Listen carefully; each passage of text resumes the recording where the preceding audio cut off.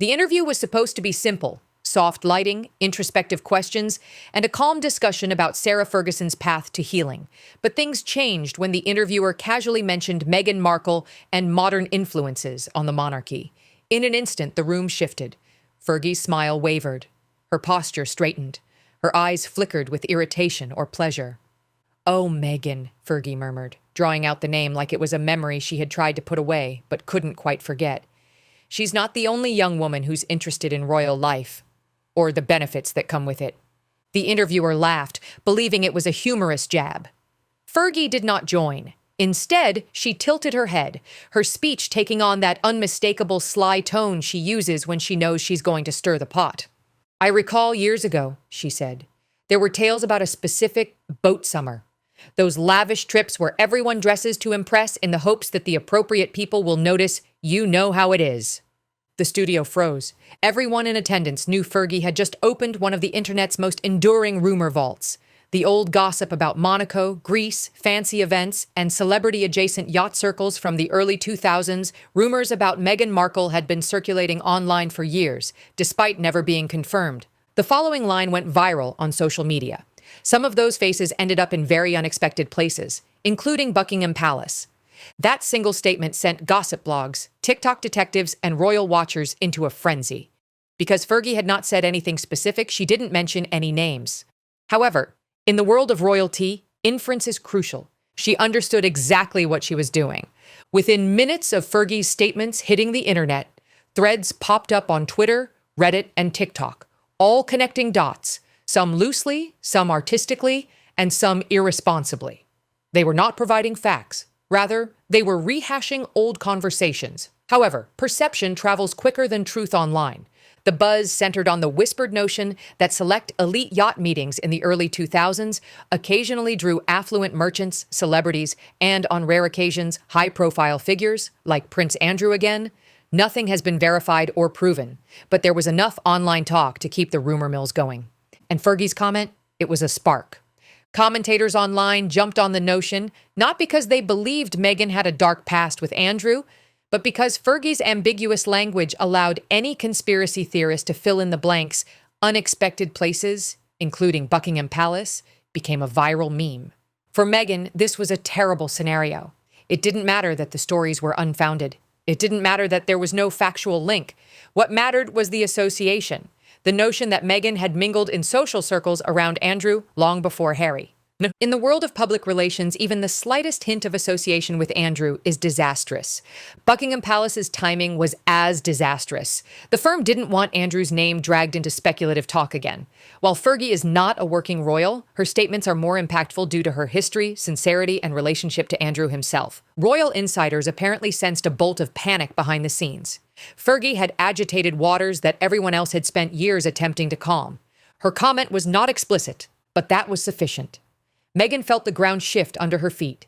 Inside Montecito, the reaction was immediate. Sources close to Meghan describe her pacing the hallways, phone in hand, firing off messages to advisors with clipped, furious urgency. This wasn't standard gossip. This was a direct hit to the image she had spent years meticulously cultivating: calm, controlled, empowered, above the noise. Now, the noise was deafening. Her PR team went into full emergency mode, scrambling Zoom calls, reviewing online spikes, drafting statements they weren't sure they should release. Hollywood publicists began whispering warnings: don't engage, but be ready. Control the narrative, but don't look defensive. But the internet had already launched into overdrive. Old blog posts resurfaced. Archived photos, glamorous but harmless, were taken out of context and spun into dramatic narratives. Old acquaintances began trending simply because someone online tagged them in speculative threads. No claims were proven, no evidence surfaced. But online perception doesn't wait for evidence. It feeds on implication. Meghan reportedly lashed out, furious at Fergie for what she saw as a deliberate attempt to embarrass her. She accused Fergie of jealousy, pettiness, and revenge for years-old slights. After all, the Windsors have long memories and even longer grudges. But Fergie didn't retreat. Paparazzi caught her leaving Claridge's the next morning. A reporter shouted, "Fergie, what did you mean about Meghan and the yacht summer?" Fergie turned, gave that classic mischievous smile, and replied, Oh, darling, I don't tell tales. I just remind people that every fairy tale starts somewhere. That single sentence detonated the second wave of media chaos. Entertainment shows ran the clip. Bloggers dissected every syllable. TikTok creators produced timelines, theories, and deep dives that blurred lines between rumor and reality. Meanwhile, Meghan's online presence went eerily silent.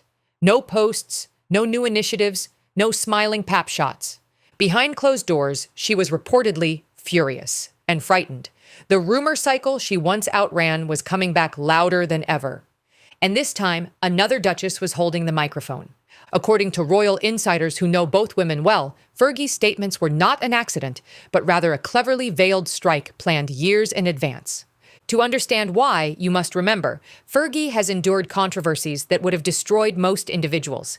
She's been humiliated by the press, derided by palace insiders, and excluded from royal circles. She understands the pinch of reputation warfare better than nearly anyone. And, according to sources close to the Windsors, she has not forgotten how Meghan treated her in the early days of royal life. The alleged turning point? Princess Eugenie's wedding. Insiders allege Meghan's pregnancy announcement that day, which overshadowed Eugenie's occasion, greatly devastated Fergie. It was interpreted as disrespectful, attention-seeking, and a violation of the unspoken royal rule: never overshadow the bride. Others claim Meghan snubbed or ignored Fergie at several gatherings, treating her as a bystander. That didn't set well with a woman who, despite years of scandal, is fiercely protective of her daughters and her place in family history. So when Fergie had the chance to hint at Meghan's pre-royal life, to undermine her Hollywood-polished image, to remind the public that Meghan's rise wasn't as angelic as her branding suggested, she took it. Not with accusations, not with names, but with implication, Windsor style. Because the Windsors don't always strike loudly. They strike with timing, with subtlety, with smiles sharp enough to cut glass. And Fergie, after a lifetime of surviving royal politics, knows exactly how to land a blow without ever drawing blood. Fergie's statements sparked a firestorm on the internet. On one side, hashtag Team Fergie applauds the Duchess of York for her honesty, resilience, and finally saying what everyone's been tiptoeing around. On the other side, #sign Team Meghan defended the Duchess of Sussex and accused Fergie of dredging up old stories to gain attention. TikTok became the battleground for the feud. Creators combined timeframes, boat rumors, video from Fergie's previous interviews, and moments from Meghan's early Hollywood career, mostly guesswork, all portrayed as theories rather than facts. Edits flooded the platform, Fergie smiling knowingly on one side of the screen, Meghan smiling stiffly on the other. Captions reading, "Two Duchesses, one crown, endless tea." Even late-night hosts chimed in, joking that Fergie threw a breadcrumb into the forest and the internet built a whole castle out of it. Meanwhile, the tabloids had a field day. Side-by-side comparisons filled glossy covers. The Duchess who knows the palace versus the Duchess who left it. Every public appearance by either woman was analyzed. Fergie's casual laughter on a daytime chat show was described as a victory lap. Meghan's forced grins during a charity event were viewed as damage control. The true escalation occurred when out-of-context images from Meghan's early career resurfaced online.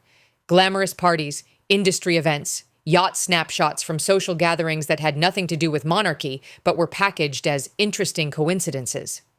The battle was not about truth. It was about optics, public perception. People wanted to trust this story. In the realm of global opinion, even quiet can speak volumes. Meghan's silence was beginning to look like vulnerability. Fergie's smirk? Like strategy. The internet had chosen its battlefield, and this Duchess duel had officially gone viral. But anyone who thinks Meghan Markle would simply sit back and let the drama swallow her is missing the point. Inside Montecito, the crisis management apparatus began to operate at full capacity. Her public relations team created flowcharts, conducted sentiment analysis, and produced viable responses. But Meghan had a greater vision, something bold, polished, and clearly her. A source close to her stated that she was planning a huge televised appearance, not a sit-down interview with gentle questions, but a raw, personal commentary on truth, feminism, and living in the global limelight, a technique to change the narrative from gossip to empowerment. Her team reportedly proposed a truth-reclaiming program, which would allow Meghan to confront allegations without validating them. A reframe of her narrative, a reminder of her brand's values: perseverance, sincerity, and reinvention. However, the timing has to be ideal. Too soon and it would appear defensive. Too late, the internet would write its own ending. Meanwhile, whispers in London suggested Fergie was not finished either. People close to her intimated that she had more stories, recollections, and moments from the old days to share if pressed. This wasn't simply a feud. It was a strategic battle of narratives between two women who understood the power of public image better than anyone. And then the question was no longer whether Meghan would respond. It was how and how loudly. In the end, Fergie's casual statement sparked a full-fledged media controversy, thrusting Meghan's carefully crafted public image under the harshest spotlight it's seen in years. Rumors Meghan had spent years attempting to suppress reappeared overnight. Fergie's sly smile became emblematic of Windsor-style wit. And Meghan? She was thrown back into a familiar corner, where every move is scrutinized, every quiet examined, and every look twisted into a headline. The Duchess, who previously walked away from the royal machine, is again confronted with the same thing she believed she had escaped: a family that plays the long game and a public that never forgets a delicious tale, real or not. And now, both Duchesses are on opposing ends of a media battlefield, each equipped with influence and her own version of the truth. One thing is certain: this isn't the end. This is only chapter 1. Because once royal rumors are resurrected, they rarely die quietly. Let us know what you think down below in the comments.